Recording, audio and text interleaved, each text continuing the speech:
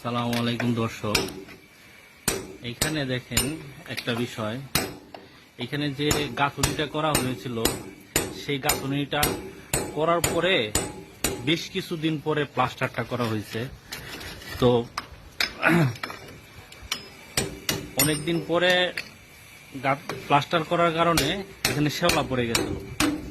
দেখেন কিভাবে প্লাস্টারটা উঠে যাচ্ছে গাঁথুনি থেকে, মানে প্লাস্টারটা ওয়ালকে ধরেই রাখে নাই, কোনো শ্যাওলা ছিল, এজন্য এখানে বাড়ি দিচ্ছে আর উঠে যাচ্ছে।